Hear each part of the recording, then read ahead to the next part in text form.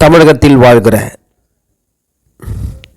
தேவனால் அழைக்கப்பட்டு ஊழியம் செய்கிற பரிசுத்தவான்களே, நீதிமான்களே, அப்போஸ்தலர்களே, தீர்க்கதரிசிகளே, ஜெப வீரர்களே, தேசப்பற்று உள்ளவர்களே, நம் நாட்டை, நம் தேசத்தை, தமிழகத்தை, தமிழ்நாட்டு மக்களை கொள்ளையடிக்காதபடிக்கு, உரிமைகளை பறிக்காதபடிக்கு நம் தேசம் பாதுகாக்கப்பட நாம் ஜெபம் செய்ய வேண்டும். எனவே வேத வசனத்தின்படி வீடும் ஆஸ்தியும் பீதாக்கள் வைக்கும் சுதந்திரம், புத்தி உள்ள மனைவியை கர்த்தரருள ஈவு என்று சொல்லி நீதிமொழிகள் 19:14 சொன்னது போல, ஏசாயாவின் புஸ்தகம் 1வது அதிகாரம் 7வது வசனம் சொல்லப்படுது போல, உன் தேசம் பாழ இருக்கிறது, உங்கள் பட்டணங்கள் அக்னினாலே சுட்டரிக்கப்பட்டது, உங்கள் நாட்டை அந்தியர்கள், வட இந்தியர்கள் உங்கள் கண்களுக்கு முன்பாக பட்சிக்கிறார்கள், அது அந்தியர்களால் கவிழ்க்கப்பட்ட பாழா தேசம் போல் இருக்கிறது என்று சொல்லப்படுகிறது.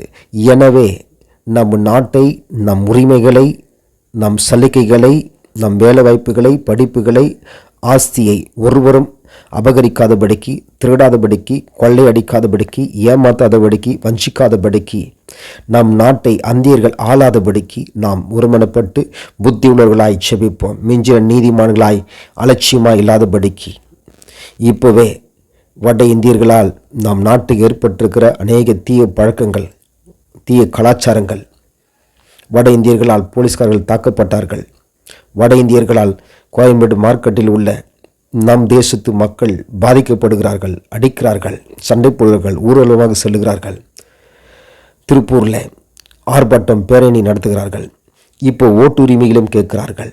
நம் நாட்டை அந்தியர்கள், வட இந்தியர்கள் ஆளுகை செய்யாதபடிக்கு, கொள்ளையடிக்காதபடிக்கு, நம் பிள்ளைகளுக்கு புண்ணியங்களையும் தர்மங்களையும் சேர்த்து வைப்பது போல நமக்கு தேவன் தந்த ஆசீர்வாதத்தை, தேசத்தை, பட்டணத்தை சுதந்திரித்து கொள்ள, நம் பிள்ளைகளுக்கு சுதந்திரமாய் வைத்துட்டு போக நாம் உண்மை உத்தமான புரட்சமுள்ள ஊழியக்காரனாய், தேவனுக்கு பயந்த ஊழியக்காரனாய், தேவ நாமம் தரிக்கப்பட்ட ஊழியக்காரனாய், அழைக்கப்பட்ட ஊழியக்காரனாய் திறப்பில் நின்று செபிப்போம். குடும்பமாகவும் சபையாகவும் தனித்தனியாகவும் நம் தேசத்தை பாதுகாக்க நாம் செபிப்போம். வேத வசங்கள் சொல்லப்பட்ட வார்த்தையின்படி நாம் கருத்தாய் செபிப்போம். மனுஷனால கூடாது, தேவனால கூடும். எந்த அரசாங்கமோ எந்த அரசியல்வாதியோ பேசுகிறாலும் செய்தாலும் அதை தடுக்க முடியாது. ஏனென்று சொன்னால் எல்லா துறையிலையும், எல்லா நிர்வாகத்திலையும் வட இந்தியர்கள் புகுந்து நாட்டை சீரழிக்க வந்திருப்பதை நாம் கேள்விப்படுகிறோம். ஊடகங்களில், பத்திரிகைகளில்.